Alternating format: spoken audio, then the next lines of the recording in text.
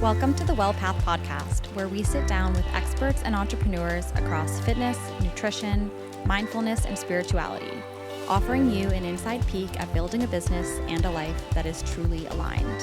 I'm your host, Brooke Robbins. Let's get into it.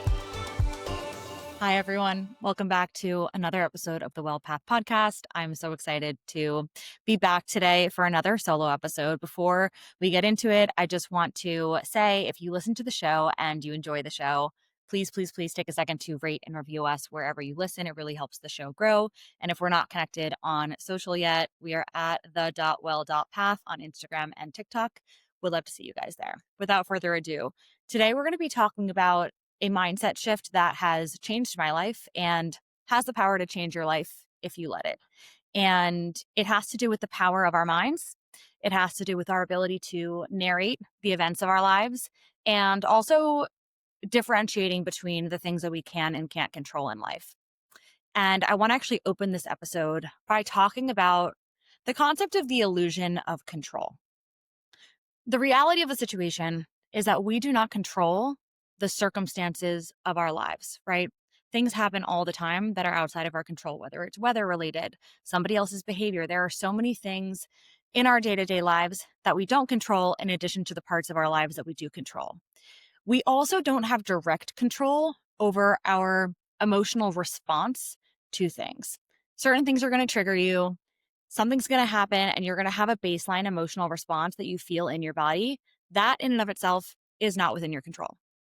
However, the things that are within our control are what we do with that. So how we actually react and respond to those circumstances and those feelings inside of our bodies. And perhaps even more importantly, the stories that we choose to tell about those circumstances. And the key sort of concept that I want to introduce here is that emotions themselves and circumstances themselves are not the problem. Identifying with the emotion is the problem, and choosing to opt into a negative story is the problem. And to take both of those concepts sort of one by one, when it comes to emotions, I think emotions are very misunderstood. I had a conversation with a friend recently, and I'm somebody who used to demonize this emotion as well, but something came up around the concept of anger. And she had said to me, like, well, I don't want to be an angry person. I don't want to feel anger. I don't want to be an angry person. And we had this like beautiful conversation, because this is something I've thought about a lot in my own life as well, is feeling an emotion doesn't mean you have to identify with that, right? So feeling the emotion of anger doesn't make you an angry person. In fact, every emotion serves a purpose. To use anger as an example, anger is your body's way of telling you that a boundary has been crossed. There's nothing wrong with feeling that in your body. What my friend was referring to is what is the commonly associated reaction to that emotion, which is maybe screaming, yelling, fighting, right? But that is a choice, right? It's a choice how you want to actually react to the emotion. But the emotion itself, acknowledging the emotion, is not the problem. The problem is when we start to identify with the emotion. Now, layered on top of that, I want to talk about circumstances, experiences, right? We are all so quick to judge the things that happen in our lives as good or bad. Even the other day, I was telling my friend, oh, I have a lot of like news. I have a lot of updates. And she goes, good ones? And my response to her was like, of course, everything is good. Like, everything is a good update. But we'll get into that in a second. We are very, very quick to judge things as good or bad in the moment.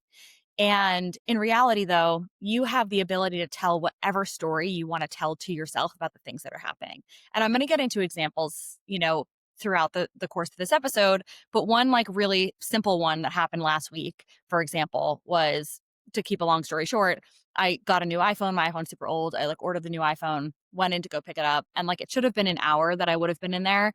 Everything was set for the transfer, whatever. I should have been in and out in an hour. So many different things went wrong that were completely outside of my control. And I ended up in the Apple store from 3:45 to 8 p.m. Like, I was there literally all day. And it's easy to be like, and I was supposed to go to dinner with my friend. And it's easy to be like, well, that's bad. That's a bad thing. And yeah, sure. Like, was it what I wanted? No, it wasn't the outcome that I wanted. Was I, pleased with the situation? No. But I was also honestly like very calm about it. I pulled out my laptop. I got a bunch of work done. And I just sort of chalked it up to like, maybe I was being divinely protected from, maybe I would have gotten in an accident if I had driven to dinner. Like, I have no idea what is waiting for me on the other side of like the outcome that never happened. And I ended up getting a bunch of work done. So I'm like, okay, like just choose to see the glass as half full, I guess is kind of the point. And there are so many examples of that where something might seem like a bad thing in the moment, but perhaps in the future, and then looking back in hindsight, you can recognize that it was actually good. And a really helpful kind of like parable or like old story that I think about often, and I've cited this on a past episode. So if you're a longtime listener of the podcast, you've heard me talk about this parable of the Chinese farmer. And I won't tell it in detail just to like spare you guys the time. You can Google it and I'll link it in the show notes. But the general premise, I'll just give you like a couple of examples, is like this old Chinese farmer, one of his horses runs away, and all of the neighbors are like, oh my gosh, you're so unlucky. Your horse ran away. Now you have to buy a new one. You don't have the money for it, whatever. And the farmer just says, maybe. And then the next day, the horse that had run away brought a bunch of wild horses back with it. And so now the farmer went from having one horse to having like 3 horses. And then everyone's like, oh my gosh, you're so lucky. And he's like, maybe. And then the next day, his son is like trying to break in the wild horse that had come back. And the horse throws him off, and the son breaks his leg and now can't help the farmer around the farm. And all his neighbors again are like, oh my gosh, you're so unlucky. And the farmer again says, maybe. And the next day, the army conscription officers come and are like collecting all of the young people to like send them to war. And because the son had just broken his leg, he doesn't get taken. And everybody again is like, oh my gosh, you're so lucky. So the whole point of the story is, in the moment, something that seems bad can become good. Something that seems good can become bad, quote unquote. And this gets to, my underlying belief, which we'll talk about later on in the episode, which is that there is no good and bad. Everything is perfect and everything happens in exactly the way that it's supposed to. But we're going to get there. The point that I want to make here before we kind of move on from this section of the episode is that the stories that we tell about our experiences shape our reality far more than the experiences themselves. Let that sink in. The stories that we tell about our experiences shape our reality far more than the experiences themselves. And when you recognize that, you realize just how powerful you actually are and how in control you are of your experience of life, regardless of the fact that you're not in control of the circumstances themselves. Because when you think about it, you actually control the more powerful aspect of your experience, which is the meaning that you choose to make from it. Another, I think, relatable example that we've all experienced, right, that I use a lot is imagine your flight gets delayed. You have a choice. You can either choose to see that as a negative thing. Oh, woe is me. I'm so frustrated that I have to wait, 4 hours in the airport. This is terrible. I'm missing this. I'm missing that. I'm so annoyed about this. Or you have the choice to say, I'm going to look out for reasons why this was a good thing, right? Okay, my flight was delayed. Maybe this is a good thing because I get to catch up on some work in the airport. Maybe I'm going to meet somebody here, right? I'm going to go sit at a wine bar, order a glass of wine. Maybe I'm going to have an amazing conversation. Maybe I'll meet a new business partner. Maybe I'll meet the love of my life. You're looking for reasons why this is a good thing and just trying to spin everything in a positive light. And when you realize that how we experience life is really just a matter of the stories and the subsequent emotions that come from those stories, you can realize that you can actually eliminate a majority of your suffering if you just constantly take the approach that everything is perfect and everything is happening for a reason, whether you're aware of that reason in that moment, whether the reason is going to become clear in 2 hours from now, or maybe 5 years from now, you're going to look back and it'll make sense, right? You don't know when that kind of resonance is going to make sense. But if you trust that everything is always working out, in the moment, you suffer less, if at all. In order to access that, though, in order to be able to actually genuinely take that approach of when something goes, quote, wrong, you actually don't worry about it and you just feel relaxed about it. You have to first master your own emotions. And specifically, you have to learn how to become an observer of your emotions rather than identifying with them, and rather than judging them as good or bad and letting them kind of take over your personality and your life, right? So there's a difference between something happens and you have an emotion about it, you observe it, and then you let it go, versus something happens, the emotion comes in and it takes over and you're unable to shake off that emotion. So in the Apple Store example, it's did I feel frustrated at first? Yes, for sure. There was a moment in time when everything was kept taking longer and longer and longer. There were several moments throughout the 4-hour period of time that I was in the Apple store where I could feel that little, like, you guys all know, like in the pit of your stomach, that like frustrated feeling.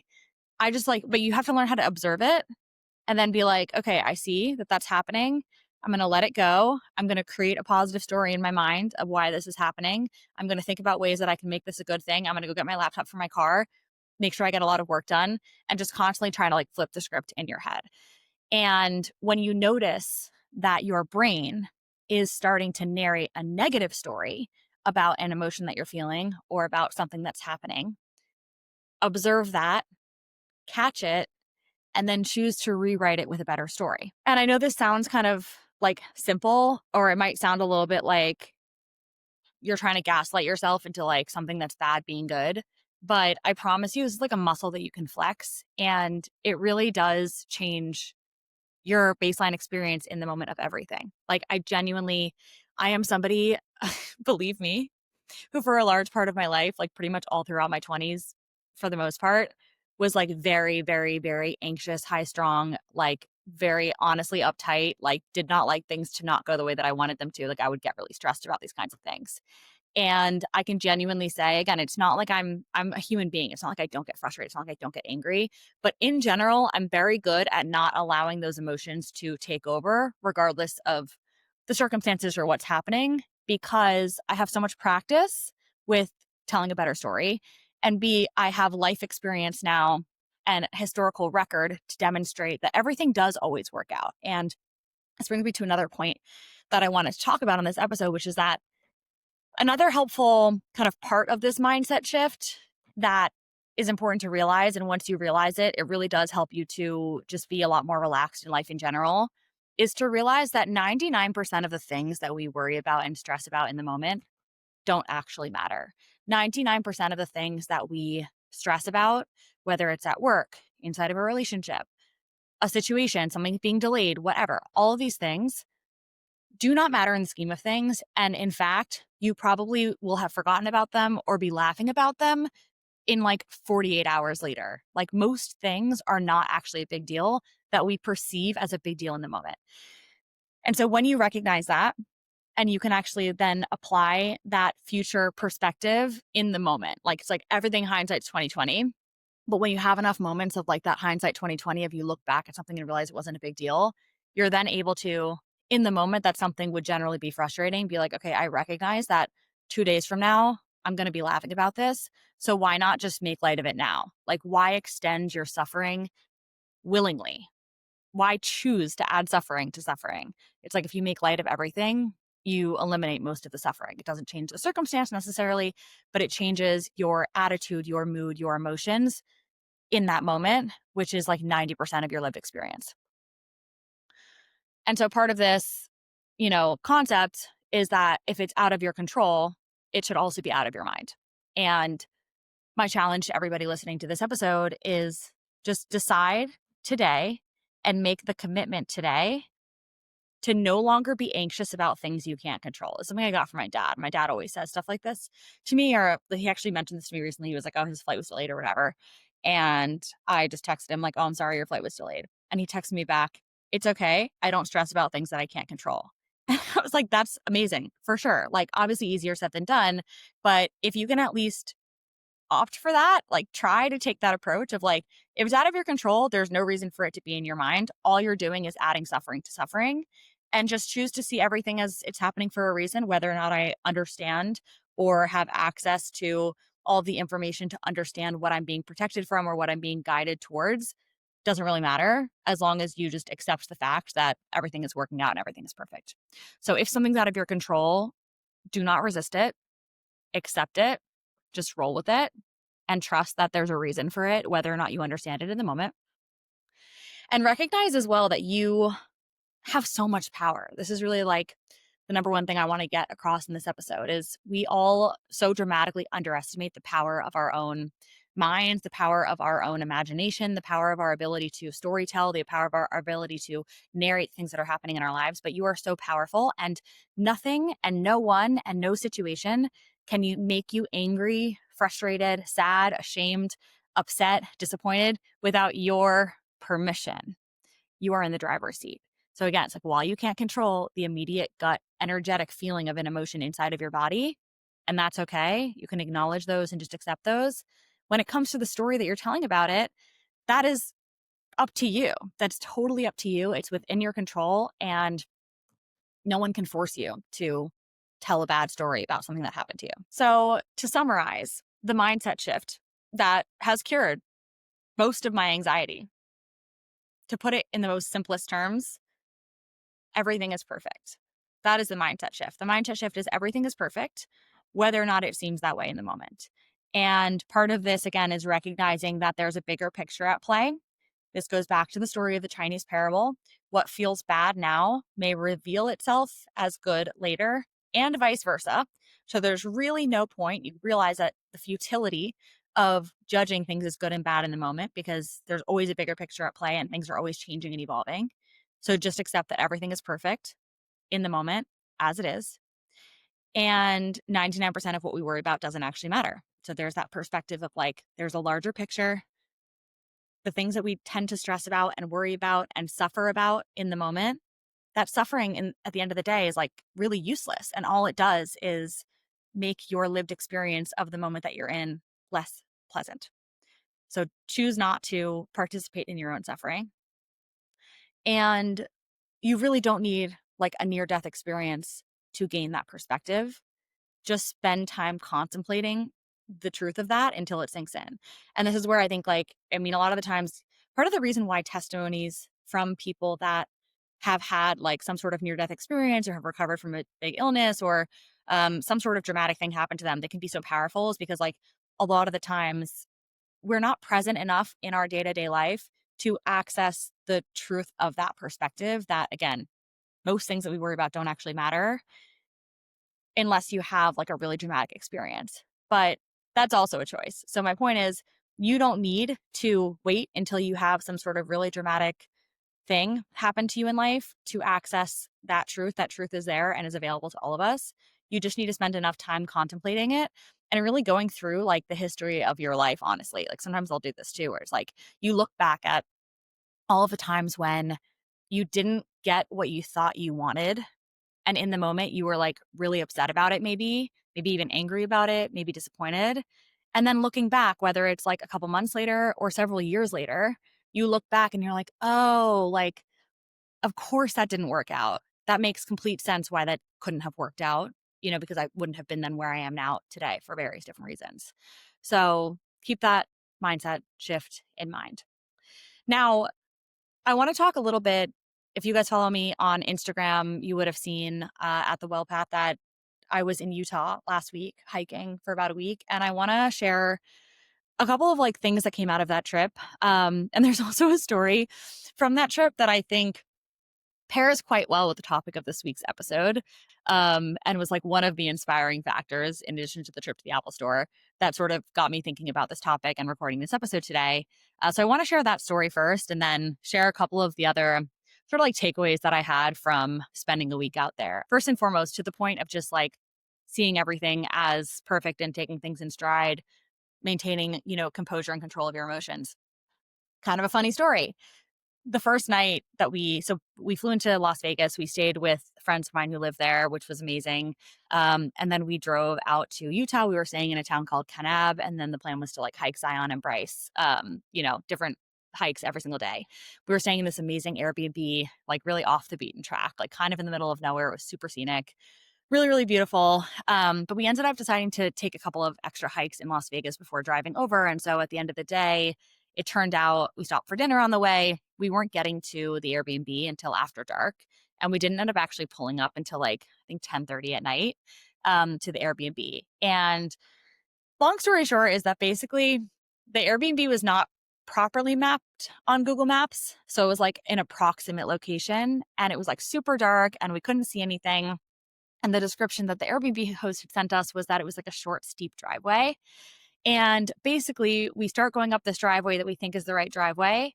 And shortly after starting to drive up it, we realize that it's not short. It's like, in fact, very long. And we start seeing all these signs like no trespassing, like private property.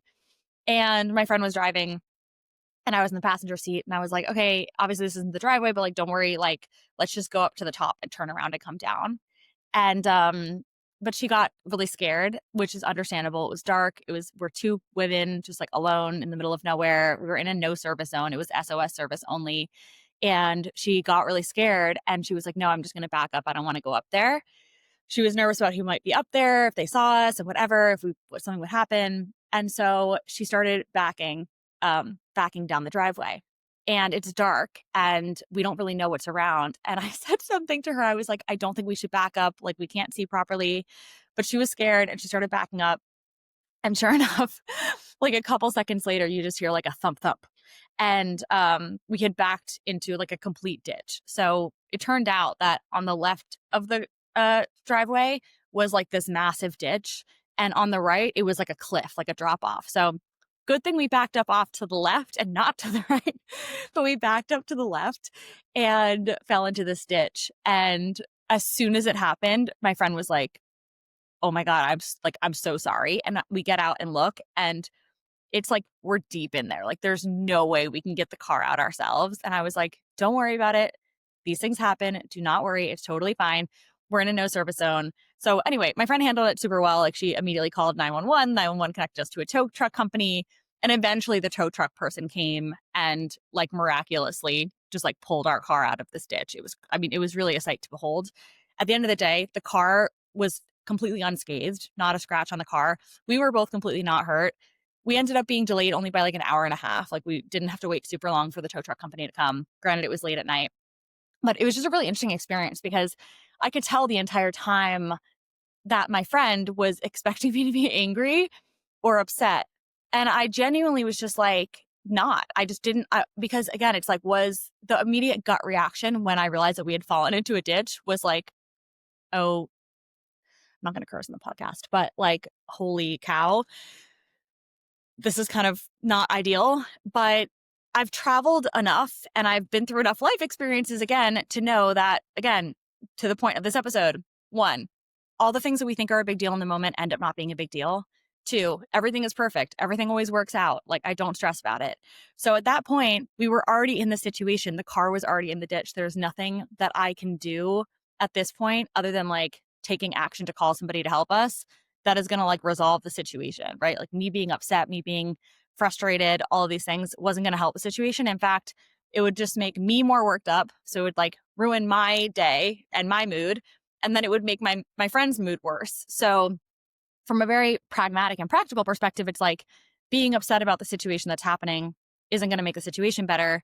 And also, just keeping that perspective in mind, you can easily recognize that everything is ultimately going to work out. Like, the absolute worst case scenario in my mind at that moment was like, if for some reason we couldn't like contact somebody for whatever reason, or the tow truck wasn't available, like, we would sleep in the car overnight and then we would like figure it out in the morning with like the light. Like, would it be the best night of sleep of our lives? No, but like, it would be fine. You know what I mean? Like, we're going to like get out of there eventually. And then it ended up being way better than that, right? Like, it only really delayed us an hour and a half. We got out without a problem. The car was not even scratched. Like, we were completely fine. We ended up finding the Airbnb. The tow truck guy like helped us actually find the right driveway. And it all worked out. Oh, and on top of that, going to the point of everything being perfect and everything being purposeful, obviously neither of us would have chosen for that to happen. But looking back, it's like we both got to experience each other in a stressful situation. And we both handled the stressful situation remarkably well. And at the end of the day, that type of situation and having gone through that actually made us closer. And now it's funny. And it was honestly funny already like 2 days later. It became funny very quickly. So I guess the point is, it's just another like real world example that things that seem bad may turn out to be good. And 99% of the things that you think are really bad and you think are a huge deal and might naturally get really frustrated or really upset or really angry about do not warrant that kind of emotional response at all whatsoever. Now, to take this into your own life, I want to give you guys just like a rundown of like, if I had to actually distill this concept of how to stay calm, regardless of what's actually happening in your life, as somebody who used to very much not be able to keep her cool about anything, but now feels like I actually very much can, this is exactly how I would break it down. The first step is to acknowledge but don't identify with the emotion. So when something happens that is unexpected and is not what you wanted or is not what you thought was going to happen, you are going to have an emotional reaction. There's going to be a feeling inside of your body as a result of that. It is important to acknowledge the feeling without identifying with the emotion and taking that on. So you have to cultivate this, honestly, kind of like awareness of your own body and an ability to tune into your emotional states as an observer. And this is something meditation really helps with, somatic work can really help with. You can also just practice this. It's like when you feel yourself getting worked up about something, start to ask yourself questions like, where in my body do I feel that? What does it feel like? Try to describe the feeling in words to somebody else. Like these types of things of just trying to get you aware of like what is the baseline emotion is really helpful, and resist the temptation to identify or over identify with the emotion. Second step is asking yourself the pragmatic question: will this reaction help? So it's like, be practical about it. Don't contribute to your own suffering. It's different if there's something that's actually like within your control to change. But even when there's something within your control to change, being angry and being like riled up usually virtually never helps the situation. Like usually what helps the situation is like calm, cool, collected action. So it's like, be practical about it and ask yourself the question: is like giving into this emotional reaction going to help or hurt the situation? Step 3 is to choose a better story. This is happening for me, not to me. Even if I don't understand it yet, I trust that I'm either being guided to something or protected from something. That is the story. The story that you tell yourself over and over again in your head when things don't go to plan, when things happen that you didn't expect, when things happen that you didn't think that you wanted. You remind yourself that everything happens for you, not to you, and everything is a blessing or a blessing in disguise. And then step number 4 is just to zoom out. Remind yourself that most of the things that you stress about in your life don't matter in the long run. Remind yourself that in the grand scheme of things, this is going to be a blip on your radar, and you probably will not even remember this like weeks, months, or a year from now. And with that, I want to close today's episode with a couple of other reflections from this past week that I spent in Utah. So outside of the car ditch situation, it was just so incredible. And it's something that I have tried to do, honestly, like for as long as I can remember, like at least for the past 6, 7 years. At least once a year, I will take a trip that fully disconnects me from my phone and like reconnects me with nature. And honestly, in the past, it's primarily been dive trips. If you know me, you know that I'm a huge diver. I love to scuba dive. I love to free dive. And what I love about like dive trips, they call them liveaboards, is that you're spending multiple days in a row on a boat. You typically have little to no cell service. You're out in the middle of the ocean. You're spending time in nature literally all day, being active all day, talking to people, connecting with people in person, and like completely disconnected from your phone. And while this wasn't a dive trip, I felt like the energy of the trip was very similar. Granted, I was with like a really close friend of mine, which is amazing. And we were out in the mountains rather than out in the ocean. And technically we had our phones, but my screen time was down to like an hour a day. And we both just committed to being completely off of social media. We were we were posting our hikes on Strava, but we were not on any other kind of social media. So we were just like completely present in the moment and there with each other. And it was incredibly grounding. And it's just a reminder that in nature, you're so much more deeply connected to like a higher power and a source than you are in your day-to-day life.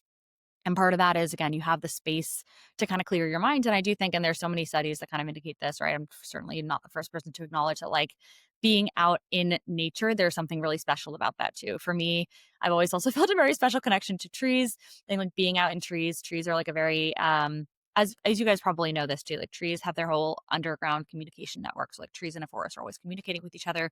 There's something really serene and powerful about being just like surrounded by the elements, and again, like disconnected from technology and all of that kind of like interference that happens in our day-to-day lives. And what I found is when I went into that trip last week, there were a bunch of things in my life that felt like kind of open questions, like decisions that I had to make, things that felt very open-ended for me. And I chose not to consciously think about those problems while I was out there because I wanted to be fully present rather than like agonizing over decision making while I was there. So I sort of set the questions. I had done all the pros and cons and whatever before I went on the trip. And then I sort of set the questions aside and I just spent the week being fully like in the moment in the mountains. As soon as I got back to Miami, it was like the night that I got back, I was alone in my apartment and like all of the clarity came and it just like came in like a download.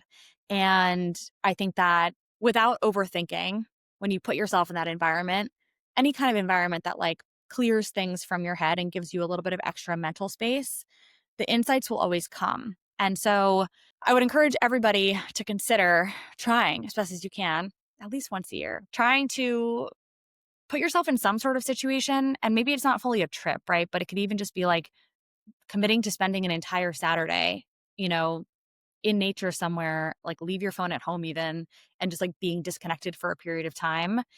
The more that you can do that, the more connected you can become to like your own sort of inner guidance and wisdom, I believe. And it helps you really clear the gook, for lack of a better term, and just get really clear on things that might seem unclear in your day-to-day life. The other outcome that I had from the trip was I got back to Miami feeling like my batteries have been completely recharged.